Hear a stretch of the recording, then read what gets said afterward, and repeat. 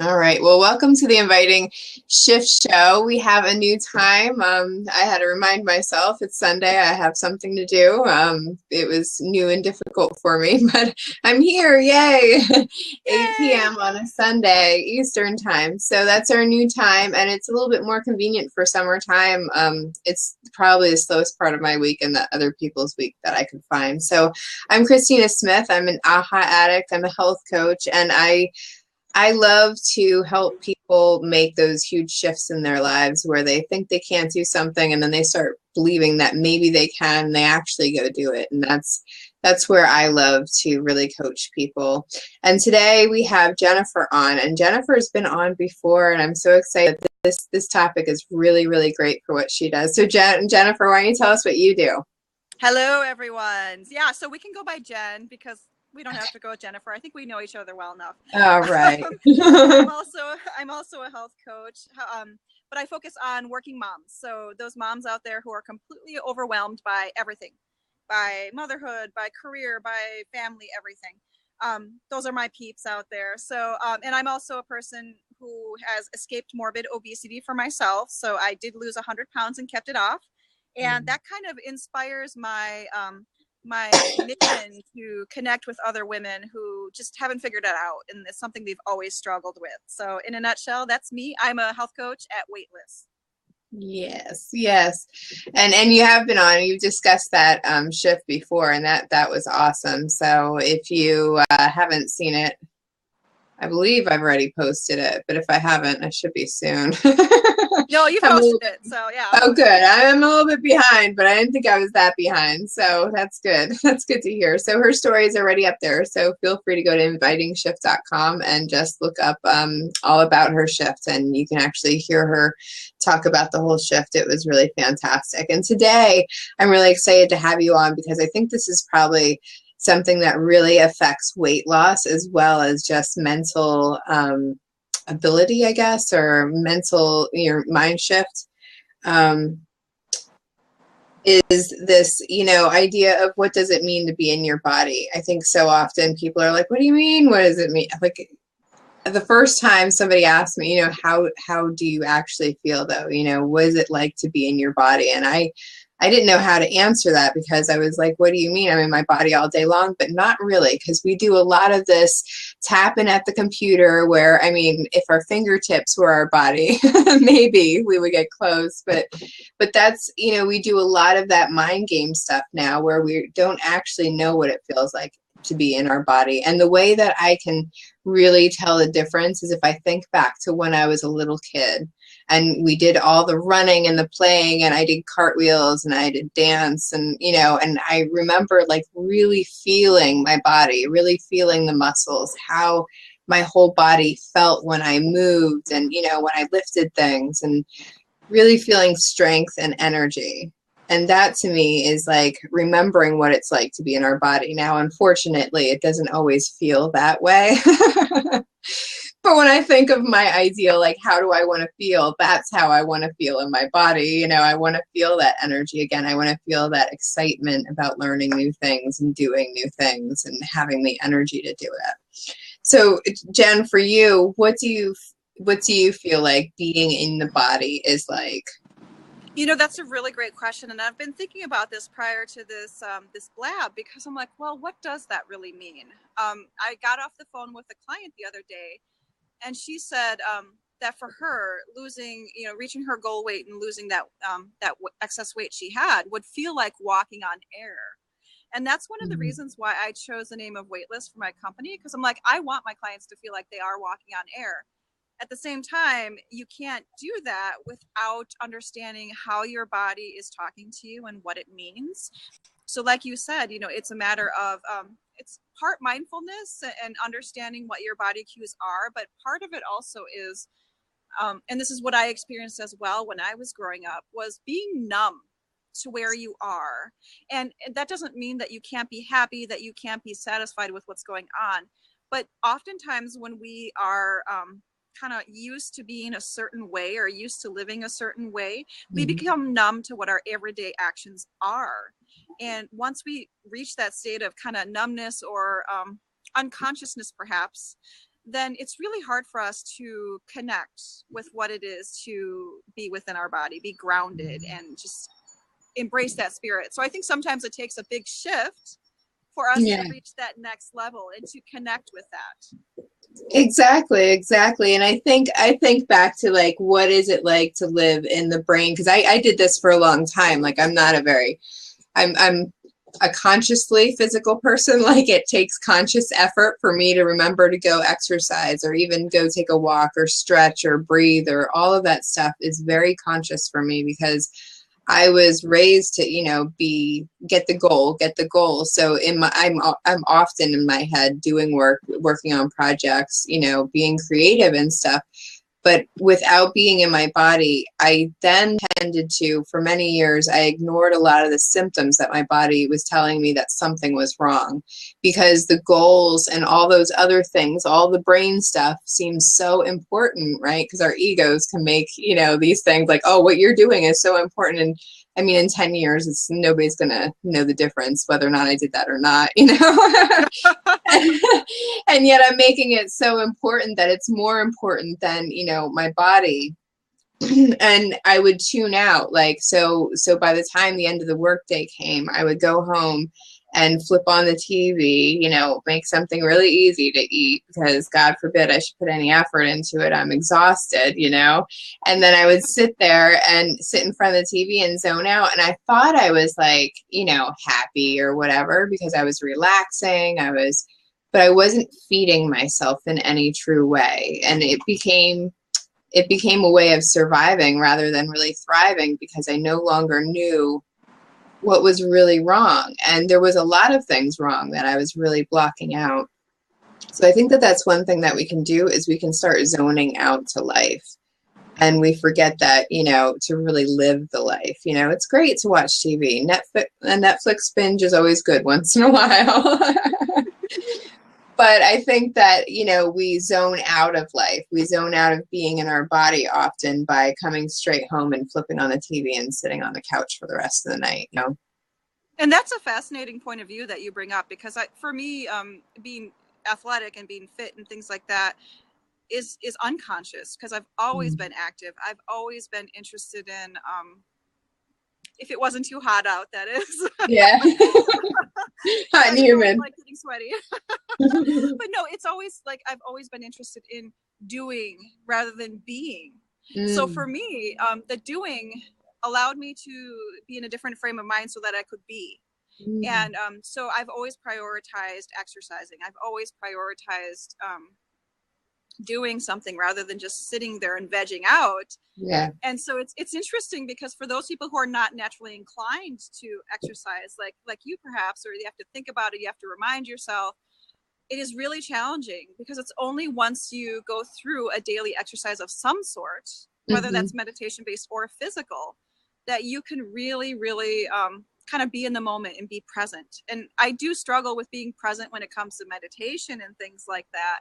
But exercise has always been important. In fact, I remember when I was heavily pregnant with my first daughter, I was probably like, I was so uncomfortable. My ankles were swollen, and I didn't want to do anything. I couldn't do my usual exercise.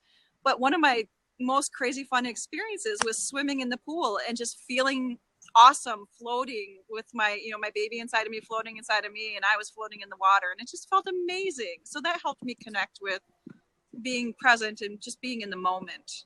Yeah, and I have a really great thought on that, but I wanted to introduce Rosalind. Rosalind, thanks for coming on. Hey, sorry about that. Hello. That's all right. I'm just glad that it wasn't because I gave you the wrong time or time zone or something like that. Oh no. Well, it actually was the time zone, because I was looking at it. I was like, is it 7 Central? Because I'm Central time. And then I was looking at it. I was like, is it Central or, and so I looked at it again. I was like, oh, okay. So, and plus I had a late massage therapy appointment client to come in at the last minute. So I had to go finish that real quick. So yeah. Oh, that's cool. That's cool. Well, we were just talking about what it feels like to be in our body. And I was saying that for me, I was lacking exercise. Like, that's something that I did for about 20 years, is I did not move. And I mean, it's because I know one of the reasons I was blessed with a tiny frame, and like, I just don't gain weight. It's Yeah. a blessing and a curse almost, because there's times where I really could gain weight and I can't. But for me, exercise was one of those things that I never really, I stopped doing because I didn't feel like I needed it or whatever. But now that I do it more often, I was saying it's more conscious. Like I have to constantly remind myself, go walk, go stretch, go do some yoga. It's always conscious, but I do it now and it feels so much better because it's not just about my body and the energy though. It's about, it really clears out like all the garbage, the emotion, the garbage thoughts, whatever. It's like that thing that takes me out of my brain and puts me back in my body and goes, okay, remember that you're human. You're not just a brain on steroids. Like, and Jennifer was saying how for her, it was more natural because she's often active and she's always kind of been active. But the being part was the being and the meditation and the, I guess, slowing it down part was kind of the challenge for her. So what do you think about that? What do you normally go to? Are you normally in your body or do you do a lot of headspace? I've gotten to the point now to where I am more centered, but I used to be really like in my headspace a lot where, you know, I would always be just thinking of stuff or thinking of like the possibilities of something happening or, you know, always having a scenario going through my mind. Like that used to be me, but now I'm definitely more centered. You know, I am more intentional about just sitting down and slowing down, breathing, because I used to just, you know, overreact about certain situations. And so now I tend to just, you know, really relax and get outside and, you know, just start to, you know, meditating and connecting with, you know, myself and nature and, you know, just being one with myself in that moment. And it has really helped me to be a better problem solver and to be a better communicator in so many areas, whether it's with my clients or with my family or friends or, you know, just anyone that I've just met. You know, I'm definitely a better communicator because of it. Yeah, absolutely. I think it's one of those things. It's just like, it's that self-care piece that when we start to take care of ourselves, like we worry about how we don't have time. I have to get all this other stuff done. And, you know, if we ask ourselves the opposite, I was in the sales training once where the guy was like, always ask yourself the opposite. And I was like, that sounds like a crackpot speak. Because like, what do you mean? Like, he's like, well, for instance, in this instance, he would say, you know, what if by slowing down, you actually got more things done? Right. And I was like, that's just crazy. You know, like, but there are some ideas that are so crazy, they're right, you know, and I think when I learned how to slow down and really enjoy things, even if it was like the work I was doing, the paying bills, whatever, when I would slow down and really think about what Coach Clay, who's been on shows before, says, you know, what is your why? When I can think of that why am I actually doing this? Right. And then I remember, oh, right, I'm paying my bills so I can have this beautiful house and I can, you know, live in this beautiful space and take care of my family and do all those things, you know, take a hot shower. Right. All of those things. Exactly. But when I can think of it that way, it helps me really enjoy what I'm doing. And I think when we enjoy it, you know, we're looking for those feelings. And so when we look for feelings, we automatically get back into our body. And that's what's really important for shift, I believe, is that we get out of this headspace that we're so used to being in, you know, task oriented, just doing and constantly, you know, focused in our brains and really get into our bodies, because when we can start to feel our bodies, I think maybe Jen can attest to this, and probably Rosalind, even you, is when people want to lose weight, it's easier to get someone to lose weight when they know how they want to feel rather than the number on the scale. Right. Because if they just think it's about those numbers going up or down or whatever, then that becomes a lot more of a challenge. But when they can say, I want to feel more energy, I want to feel like I can, you know, run a mile, I want to feel like I am vibrant, like I can bounce and I don't feel dragging all the time. When they can pinpoint those things, they're a little easier to get to, because you can keep checking in with your body and going, well, how am I feeling right now? Right. And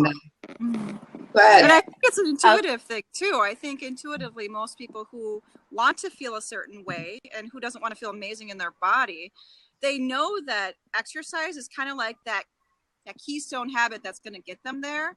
So when I talk to clients all the time, they're like, oh, I want to get fit. I need to join the gym. I need to do this. So they know that that's an important thing. Maybe they haven't seen all the aspects that go into it, but intuitively, I think all of us know that exercise is that important thing. It helps us breathe better. You have to be able to breathe. You know, it helps you improve your strength. It helps you improve your mindfulness. And sometimes it also allows us to get out of our headspace, like you said, Christina, which we just get so concerned, especially with all these, our ADD world where we're on the phone, like now, where we're on the TV, there's screens everywhere we go. We can't escape those screens even if we try. So I think a lot of people understand that. They know that exercise will help us get there. And then we have to kind of fill in the spaces along the way. Yeah, and I always tell like my clients when they tell me they want to lose weight or they want to get to a certain size, I always tell them, you know, don't look at the numbers, don't look at the scale, you know, never measure. I tell them, never to look at the scale or get on the scale. I always tell them to get their, you know, end result in mind. You know, how do you want to feel at the end of, you know, losing that weight, or how do you want to look at the end of losing that weight? I always tell them to get the end in mind, and then that will be, I find that they are more consistent with exercising, more consistent with the meals, you know, more consistent with, you know, the meditating and the mantras on a daily basis.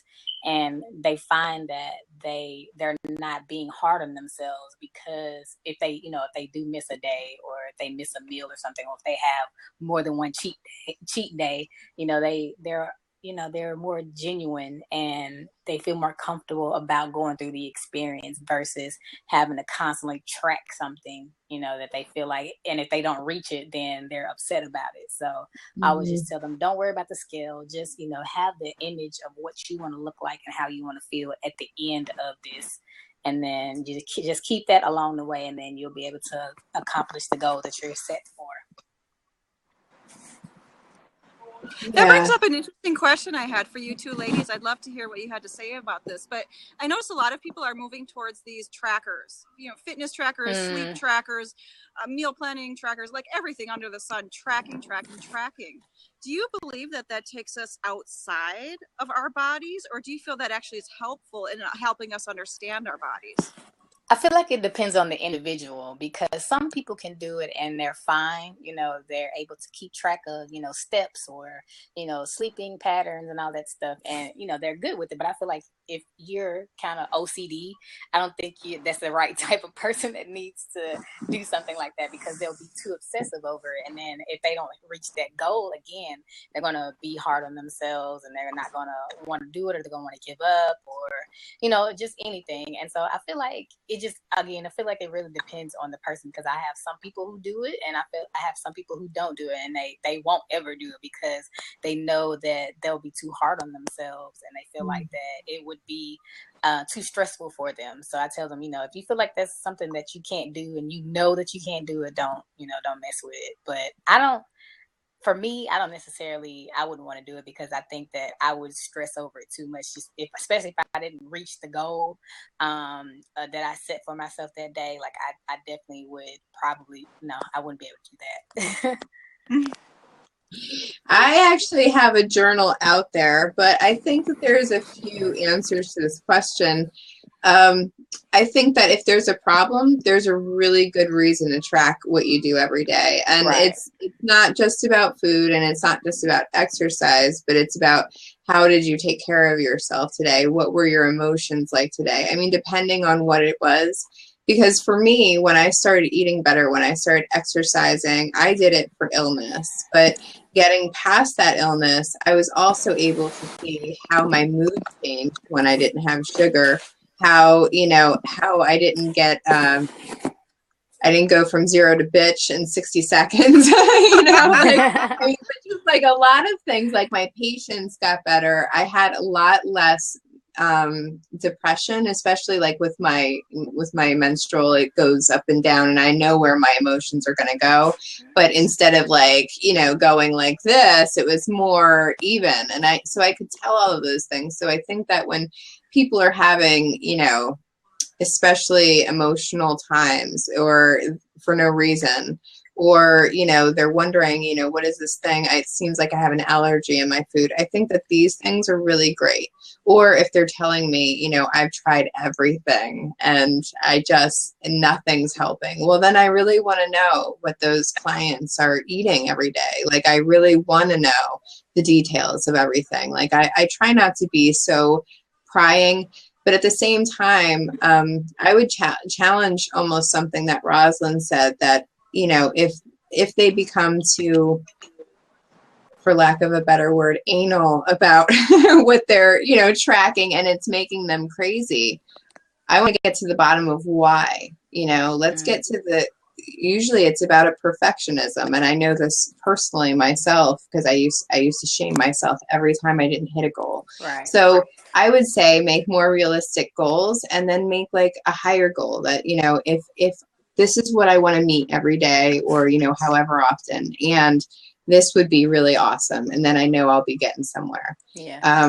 So that's how they can do that. But I think, us questioning our beliefs, because that's a belief about ourselves, that if we're not perfect, or if we don't hit it every day, that something's going to go wrong. And I think, Rosalind also pointed out that if I cheat once or twice, I know I'm going to be more honest about it, Right. if I'm okay with it. And I think that's part of it, that's part of the honesty that comes with it, is really, if I want to complain about not being able to lose the weight or change my health or whatever it is, then I need to start tracking it down to prove to myself that I'm really not having donuts 3 or 4 or 5 times a week. And, because I think so often I can have clients who are like, oh no, I was good all week. I was really good. And then all of a sudden we're having a conversation. They're like, well, there was that one time I had half a chocolate cake. And then there was that one time that I had the carton of ice cream. And it was like, hold on, what happened to all the good? Like, when were you eating the good then? So I just think that it is important. And I mean, I wouldn't say that for the rest of your life you're going to track it, but I think that it's good to track it for at least a few weeks, every once in a while, just to make sure that you're not going off track. And I know every time I start feeling my ulcerative colitis come back, that's, a little bit of inflammation. I'm like, okay, what am I eating? What am I doing? Because I can't have this. Right. And I think that's an important consideration, because it's an awareness tool. So, and I think a lot of people think about it the wrong way. They're like, I have to track. Okay, so for the rest of my life, I'm going to know how many hours I sleep every night. I'm going to know how much I'm eating in calories. I'm going to know all of this. And I think that's very overwhelming for the majority of people, especially people who are looking for a big shift in their life, and may not be so realistic about how long it takes for that shift to happen, because we all know shift happens slowly every day with changes, and the tracking is a good awareness tool. But like Rosalind was saying, I think some people get super competitive and super hard on themselves. And so if you're finding that you want to meet certain goals and every day you're falling slightly short of that goal, even if it's just a little bit, I feel that people tend to give up, and they feel like I'm not making the progress. And because of that, they feel like they're not making their progress. Then they say, I'm not feeling good. I didn't make this shift I wanted. So I think it's really kind of almost takes them outside of maybe they felt great that day. Maybe everything was going well, and then they logged into their tool and they're like, oh no, I didn't meet my targets. It's a horrible day. It's a bad day. And that's really hard to keep track of. But in terms of your moods and how you feel, Christina, I think you hit that on the head. You have to understand, if you felt bad physically, there's probably something else going on there. So tracking your moods and what you did impacted how you feel is an important awareness tool. Yeah. And I definitely agree with that. I always tell people to, write down, how they're feeling that day, and then why, so that I do agree with, as far as the tracking and journaling, because I journal all the time. And just to, keep yourself accountable in that area. I guess I was more leaning towards the, the food and the sleeping and stuff like that. And I understand about the food as well, because I used to track my food, like you for Christina, for sickness, when I was trying to get over the lupus and trying to get off the medication. I did track it then, but now I don't have to, because I know what I can eat or how much I can eat of a certain thing, and before I can get sick. But even now, like, I tell people that, if you want to track, just like you said, be lenient on yourself. Don't be too hard. And just take your time with it, have fun. If you mess up, it's okay. It's not the end of the world. You're going to still reach your goal. It's just going to be not in the time frame that you were expecting at first. So I tell people all the time, just be, patient with yourself, be loving with yourself, and to, again, constantly be repetitious with the actions that you are doing until you get into the habit of doing it in a way where you don't have to track anymore, and where you don't have to keep yourself in tabs of it, and it just comes second nature to you.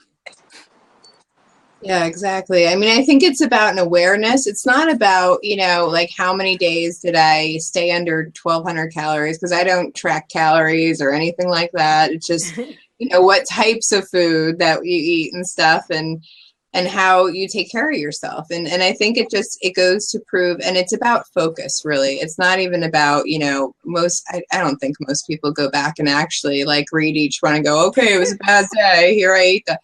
But it's an awareness, how am I feeling? I think it also brings up an awareness during the day, when you start eating, okay, I'm going to have to write this down. What am I eating? You know what I mean? It brings a focus to what you're doing, and brings it in through the day, rather than just, oh, the whole week goes by and I'm like, oh shoot, I didn't eat any good meals. I didn't go exercise at all. For me, it's just that daily reminder. And I think it's really good for, like you said, clients who aren't going to take it so seriously. If they are going to count calories, I mean, if they're one of those people that come to me and they're like, okay, I've had 1,264 calories today, I'm going to work out, that's going to take off this many. Like, when it comes to people that are like that, then I'm like, whoa, let's just, how are you feeling? Like, go get back into the body, because that way, when we get crazy like that, that's our brain, that's our ego. We're no longer serving the body. We're no longer trying to figure out how we want to feel. We're just, checking off goals and checking charts and, trying to figure out how well we're doing. And I mean, we all know that the day that chart doesn't start, doesn't go down one day, then all of a sudden we're like, oh my God, have the cupcakes because it doesn't matter. So I understand that. But just to go back to how we get into our bodies, I think that Rosalind mentioned something earlier about breathing. And I think that's really fantastic, because we always hear something about breathing and breathing and breathing. And everybody's like, oh, I breathe. And I used to think that all the time myself, right? Oh, I breathe. Like, how would I get through the day? But we can actually sit at a computer. And I know when I notice after a couple of hours, if I haven't stretched or done anything, my breathing is really shallow. Like, I can feel that my body is tight and tense. And I haven't actually stretched my lungs, which means that we're in this state that, our brain is actually being put to sleep because it doesn't have enough oxygen, And so I think that just even taking those big breaths during the day and going, oh, right, those are my lungs, it feels good when I take a deep breath, and that's why walking around helps too. And I love, because I work from home now, it's fantastic. I can just go right out to my garden, and that helps me get my body every time, just plucking weeds. And I love plucking weeds. People make fun of me, but I love plucking a weed. But that's what I do for my work breaks, is I go outside and I put my hands in the dirt, and that really helps me ground myself. And like Rosalind was also saying earlier, being in nature helps me ground myself and really get myself out of my head. And being away from my computer, where I can't reach a phone or a computer, that really helps me get grounded, because then I can't be connected. And I think that so often, I know for me, I can it's like an addiction. Like, I don't even know I'm going for my phone and it's already in my hand checking my Facebook. And it's like, whoa, how'd this happen? I don't even remember picking it up. So I think those are some of the ways that I get into my body as well. What do you girls have? Well, I know I need to work on breathing. Rosalind, I could probably use some tips from you because we talked about this a little bit earlier, but I'm an action oriented person. So I exercise so that I'm forced to have to breathe. I, if I'm sitting at my desk for a long period of time, I stand up so that I'm forced to breathe. And so there are moments, when I go to bed at night and I can't catch my breath because I feel like my to-do list is huge. I feel like the day caught up, I didn't catch up to the day and I feel like I can't sleep a full 8 hours at night. So breathing is something that I struggle with. And I did attempt to do meditation through the Miracle Morning system. I don't know if you two have heard of that, but Hal Elrod has the Miracle Morning. And so I tried doing the meditation thing and I tried, focusing on my breath, but it's definitely something that I need to kind of force rather than happens naturally. It's something that I use exercise as a tool to force me to breathe and to connect and to be grounding. So that's kind of my experience with that. Yeah. I know for me, the reason why I do tend to lean towards breathing more is because I've pretty much been singing all my life since I was like 2. And so one exercise that they used to make us do is to lie flat on our backs and sing. And that actually allows you to breathe properly because you're not breathing out of your chest, you're breathing out of your diaphragm. And so that's something that I always tell people to do. If you want to breathe properly and effectively, breathe on your back, lay flat on your back and breathe out of your diaphragm and out of your chest and that also takes the stress out of your shoulders because a lot of people don't realize when you're breathing out of your chest, your shoulders are constantly going up and down. And so when you're breathing out of your diaphragm, your lungs are expanding to the capacity that it's supposed to. And I know a lot of people are uncomfortable with it at first because it hurts because, they're not used to breathing out of their diaphragm. So yeah, that's one thing that I would suggest doing, especially after you finish working out, just lay flat on your back and just start breathing. And then you'll start to notice that you're able to catch your breath faster and that you'll have more oxygen flowing in and out, throughout the day. And you don't seem as tired, as you would, any other time. That's a great tip. Thanks. Thank you. No problem. And I know one other thing that I like to do is I like to take a social media fast. And so I'll, take a break for 3 days, 7 days. Like right now, other than business, I'm doing like a 21-day social media fast. So I don't do any strolling through my timelines and I don't do any posting. I don't listen to any music and it just keeps me, focused and grounded. And keeps my, my goals and my ideas strong and clear throughout the time that I am trying to accomplish them and making sure that I do reach the time frame or close to the time frame that I have set for myself. So I know that's another way that I like to really get centered. And again, just being outside in nature. Because when I'm not on social media, I actually have more time to do other things like go outside and, get tasks done and, all that stuff. So yeah. I like that. For me, one of the things I can catch myself doing, especially in the winter when if it's too cold to go outside, is that I'll get stuck watching a lot of TV. Yeah. And it's like I said, Netflix binge every once in a while is a necessary move, usually when I'm sick. But to do that every day, I start to feel, especially as an entrepreneur, that I'm really wasting my time, that I'm not doing anything valuable. And even if I'm burnt out and can't do anything else on the computer, can't do anything there, I could go read a book that would help me, or even if it was, fiction, just to kind of get my brain out of it. Because I don't believe that watching TV is the same as reading or journaling or doing something else that is good for you.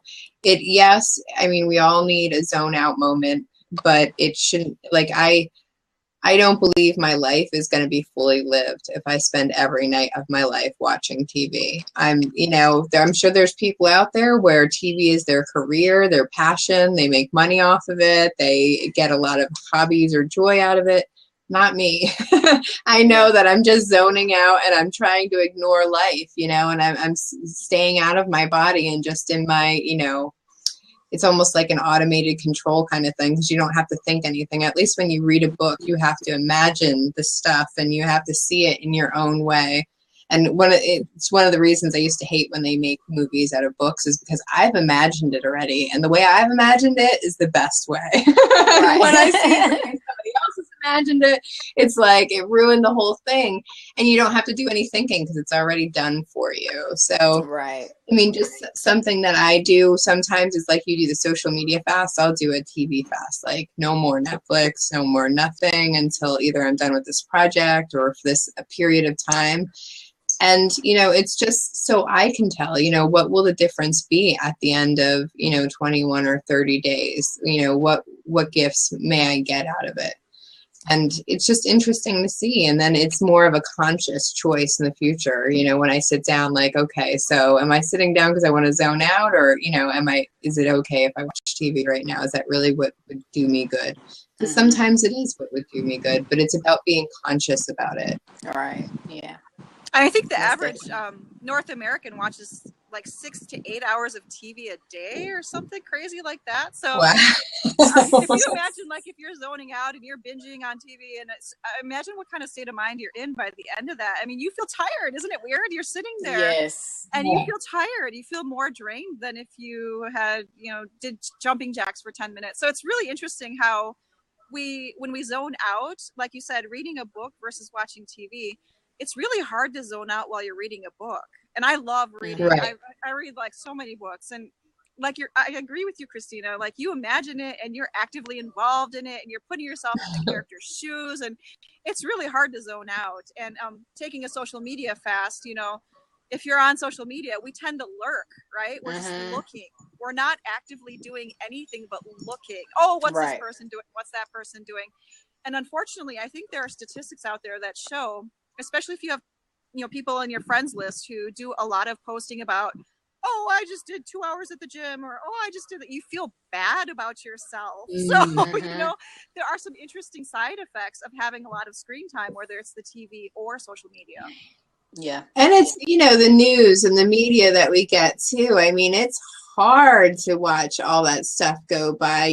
Just this week with the Brock Turner rape and then the Orlando thing, and it's a lot. These are important things, no doubt, but we don't need to see 150 stories about it. It is sad that these things happen. But to constantly be thrown that in our face all day long, to be tuned into every last, what'd he say? What'd she say? And I think that's another place where we get stuck in our heads, right? Because we think we're in emotion, but we're not really. We're just getting ourselves all riled up and, getting the ego going, wow, I would never do that. And, we start comparing and doing all those other egoic things that we like to do. So instead of actually getting into our bodies, if we really wanted to do something about it, we could sit down and go, okay, so how can I help this situation? And can I volunteer my time? Can I donate money somewhere? What is it that I can do? And so we get into our bodies by getting into action, almost like Jen was saying, that's how she gets herself activated and out of her brain.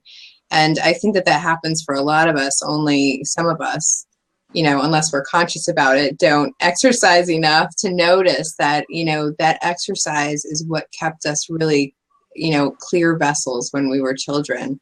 My son is a perfect example. He's been doing this thing since he was 3 where he twirls his pencil and he's going to say, Mom, I heard you talking about me again. He does this thing where he twirls his pencil and he does it by himself. He makes noises while he does it. But that's how he downloads. And it's a physical thing. He's standing up and doing the whole, he's been doing this for 10 years. But that's how he releases his anger, his sadness. He gets all the garbage out. and he comes back like a fresh kid. And that's his way of clearing his vessel. And I think that that's so important for so many of us, because we carry around all this negative energy, you know, whether it's from the stuff on the social media or news or, you know, just in our life, whatever it is. And we never, the energy needs to be gone. It reminds me of, I don't know if you ever heard of Mark Nepo, but he talks about two ducks. And when two ducks get in a fight, they do their squawking and everything. And then when they're done with the fight, they turn around, and both ducks, you'll see them shake their wings because they need to get rid of that energy. Mm-hmm. And that's how, and they'll see the other duck later and not even think twice about it because they've shaken off all that energy. Mm-hmm. And I think that's what it reminds me of. You know, we really need to be in our bodies to let go of that ego energy, you know, that comes naturally because we're human beings. It's nobody's fault. It's not a flaw. It's not a defect. It's how we came. But we have to be able to do that. And I think that our brains have gotten so far. We can go so fast with our brains that we forget that our bodies haven't quite caught up to that. You know, our bodies haven't caught up to the point where we don't need to exercise them anymore. We don't need to feel them. Because I know, Rosalind, I'm sure you know too, is when something goes wrong in your body, like you said with your lupus, if you eat something that's bad, or you don't do enough exercise, or you don't get to do whatever you need to do to take care of yourself, that starts coming back right away. And so you need to be aware of how your entire body feels, not just, you know, what your brain thinks of it. Right. Yeah. And I tell people all the time, you know, to limit the amount of time that they spend watching TV and on social media, because we get so clogged up and with that stuff that there's, I can't think of the actual statistics, but like there's a statistic that says like when you watch a certain amount of TV or on social media for a certain amount of time, you become stressed. And that's why so many of the younger kids and, you know, people in their early 20s and 30s are so stressed and, you know, are sick and are on these medications, because they're being bombarded with all this information and they don't know what to do with it. And so, and it's just, you know, they're lashing out and they don't know why, but it's because they have all this information coming at them. And, you know, they were saying that the individuals who are in like their 70s and 80s and above, like they didn't have all these issues because they didn't have TV, they didn't have social media, you know, so the only news that they got was from the newspaper and from their neighbor. And so it wasn't like they was getting that much information. So I tell people all the time, you know, kind of limit the amount of time that you spend on social media and watching TV, you know, and even if you do decide to watch TV afterwards, do something that you enjoy doing. Like for me, I still love to color. So I have like a big coloring book and I'll go and I'll just like doodle in it. And, you know, that's my stress reliever, you know, even after doing some work or after say a stressful day or something, or if I'm just feeling a little tired and don't want to be, you know, around anybody, I go and color. And that really helps me to stay focused. It helps me to stay centered with myself. And it really starts to bring more creative ideas to the forefront, because I am doing something creative and something that I still love and enjoy doing. And, you know, I just tell people all the time, you know, go back to your childlike state, you know, go back to what you used to love doing when you were a kid. So it's people that, you know, love playing video games or who love to, you know, write poetry or, you know, draw, things like that. And that has really helped them to de-stress, and it has helped them to be more creative and to be more, to be better in their communication when it's time to go out into the public again. Mm-hmm. I'm glad you brought that up, Rosalind, about the coloring, because I have two daughters and they're both very artistic, and they have allowed me to give myself permission to color. I do the adult coloring and I do crafts with them, and it grounds me. That's kind of my meditation, is I get one of those Zen mandala coloring books and I just have at it. And I can seriously get lost within it. And it's fine because I'm sitting right next to my child and she's also doing her thing. And, you know, so it's a good way for us both to spend time together and you know, be together physically, but also be able to ground ourselves and feel comfortable with where we are. So I'm glad you brought up coloring, because I'm not the only one. You and I are in this together, so that's not awesome. at all. Yeah. And I think creativity is so important. It's another one of those ways that we take care of ourselves, that we think is unimportant until we really need to do it. Because when I started painting, that was a way for me, and I was afraid for a long time because I'm not an artist. So I'm just like, I was like, what am I going to paint? And a friend of mine was just throw the damn colors on the thing and swish them around. And that's all you got to do. And I fell in love with it. But by doing that, I mean, I didn't create anything that I'm really going to, hang up in a museum, but it was a way for me to get my words back, because when I was a teenager, I wrote a lot. And then in my 20s, I started becoming numb and zoned out and all of that other stuff. So I didn't write as much. And then when I went to go back to writing after I went to counseling and did some really big inner growth work, I couldn't find the words anymore. So painting was my way of doing that creativity. And like Rosalind said, it grew into other things then I could go back to the writing because I could find the words again, but for me, that creativity had to come. I had to build that up before I could speak those words again. And that was so incredibly important. I think that we forget as human beings, we were made to be creators, and even I learned this really interesting fact just the other weekend. I was at this workshop about the lover archetype, and we were also talking about the warriors, and they said, well, the original warriors, like in native tribes, would go out, and when they came back in, they had to have some kind of art or creativeness that they did for the tribe back home, because they went out and destroyed, so they had to come back and create something. So they each had their own art. So, I mean, even the warrior, which is very mission driven, is given this ability to create and not just destroy. And I think that that's very, very important, because we do see a lot of destruction in the world, and we have to make sure that we kind of balance that with the amount of creation that we're offering. And I think that when we really think about it, the world would be a better place if we all just really took care of ourselves to the point where we were enjoying what we were doing. We'd all have less time to make judgments and think about crazy other things that we could be doing. And we're like a bunch of bored kids sometimes, I think, because so I leave my kid home a couple weeks ago, and I'm like, okay, well, you can watch TV, which is a big thing for him because he's been grounded for a long time and had no electronics. And he was like, Mom, I'm allowed to watch TV? And I'm like, yes, because I know what a bored kid does. He'll go find something else to get into trouble worse. So I'm going to be gone for 2 hours, watch TV. And that's terrible. What a terrible habit I'm teaching. Yeah, I'd been months without it, so I didn't feel bad.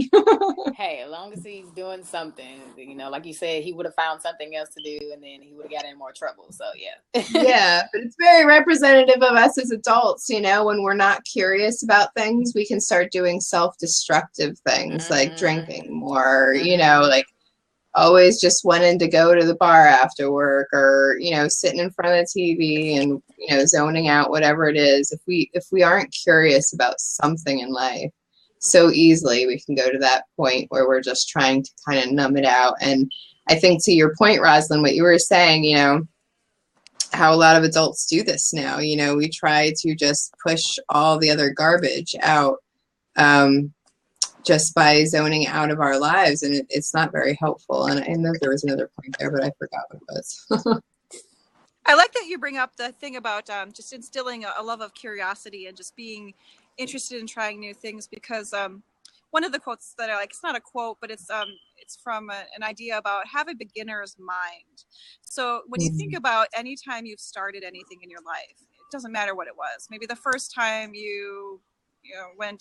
the first time you got a job, or the first time you connected with a client, the first time you started eating better. When you have a beginner's mind about it, you're so excited, you're enthusiastic, you're motivated, you do your research, you do everything you need to do, and there's a lot of excitement and energy around it. So having a beginner's mind with everything that you start is a really good way to just set the intention for this is something important to me, and this is something that I'm going to put in 110% commitment. And if you are able to have that curiosity around new things and then combine it with that beginner's mind, that's just a winning combination. Yeah. And even about old things, like I find myself having to get myself excited to do dishes or something, like these like mundane things, but there are ways to like enjoy them, right? Like Yeah. when I was 13, what would I have wanted to do that my parents wouldn't have, like play my music really loud while I wash the dishes? Oh, well, I'm going to do that right now, like silly things like that, but at least it brings joy and curiosity to me. I can get curious about, washing the dishes again or whatever it is. I think again, it's so important that we just remember the why we're doing it, and I think that really really helps. And as well as it would help us if we were sitting down, to watch TV for 5 hours straight and going, okay, so why am I doing this? Like, am I truly like too ill to do something else that would benefit me more? Or, do I really need to zone out for 5 hours? Or would, a 15-minute run make me feel better than sitting here for 5 hours? And then maybe I'd have the energy to go do that other thing that I wanted to create, or, color in my book or journal or whatever would actually be of more benefit. I forget who used to say this, but somebody used to speak about, whatever it is that I'm doing for myself, I want to make sure that it's actually beneficial for myself, because I know I can be one of those people where it's like, okay, well, if I could do anything, let me have a cocktail, and smoke, and, sitting on the beach. And yeah, that's great for vacation, but, we don't want to live that way. I would get crazy bored of that really shortly, and sick, by the way. So it's just about being conscious, about the choices that I'm making. Am I doing this from the spoiled child part of me, where I'm actually spoiling myself, I'm not actually helping myself? Or am I doing this from the part that's, an adult woman and can say, yes, this choice is really good for me? Consciousness.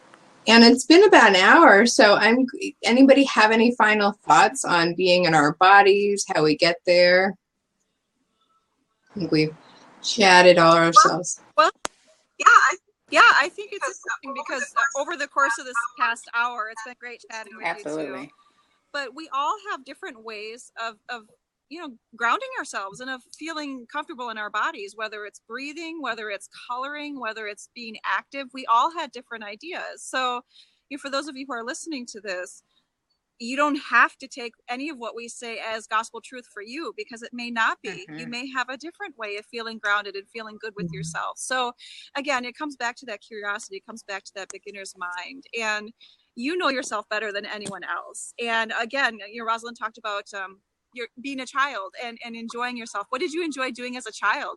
I talk to my clients about that all the time. Like, what form of exercise did you enjoy as a child?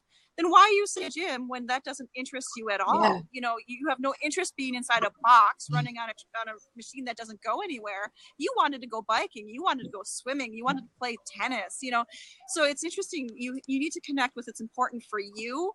And if any of the things we talked about today is interesting to you, go pursue that and have fun with that. Yeah, and just be curious, and just, what could you do with that, or what could you do differently that would be more fun? I mean, I think that's so right, because I used to have dreams of running and thinking that, oh, this would be beautiful, right? I'm going to run. I'm going to connect my feet with the ground. Me and nature, we're going to run. And then, like, I tried that so many times, and let me tell you, not once did I feel connected to my center.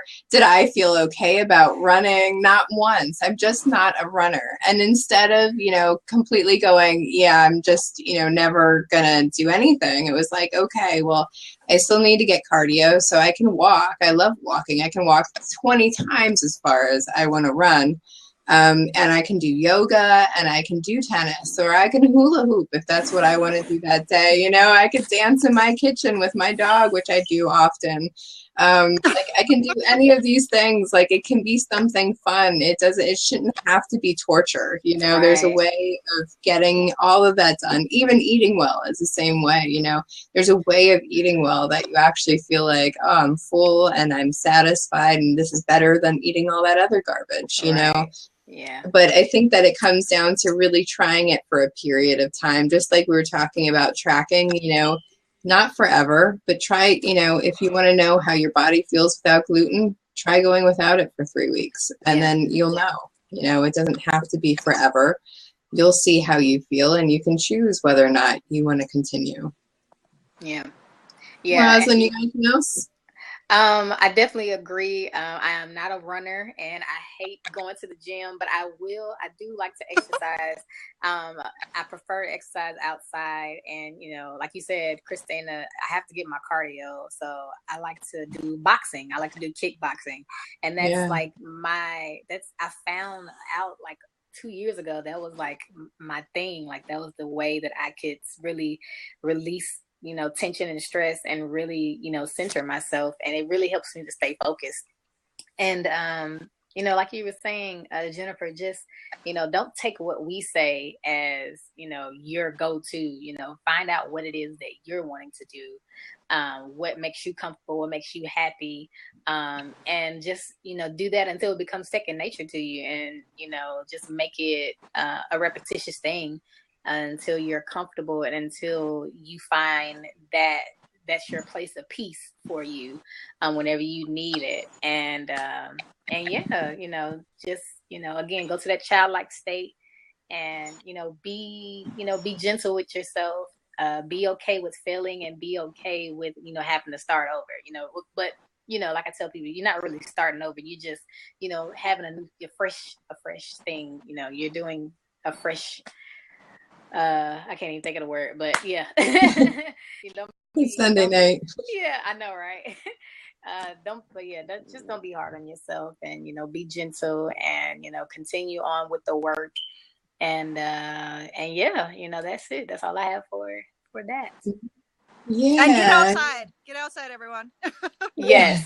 Yes. Yeah, it's beautiful. It's dark here now. I don't know if you've been hearing the doors in my house slamming and opening, because people don't know how to shut them, so they don't do that. Don't feel bad. But yeah, I live with men too, so don't feel bad. Crazy windy here, crazy windy. And so, yeah, it's been a beautiful day. But yeah, I love this conversation because I think it's so important. And I think that we can forget to be in our bodies. You know, I used to put a timer on my phone for every 2 hours to zing, so I could go, okay, you know, do a quick body scan, you know, from my toes to my hips, because there would be times where I didn't know that my shoulders were tight. Like Rosalind was saying, with the breathing through your chest, you know, I didn't realize that, like, by the end of the day, I was walking away from the computer like this, and I'm like, oh.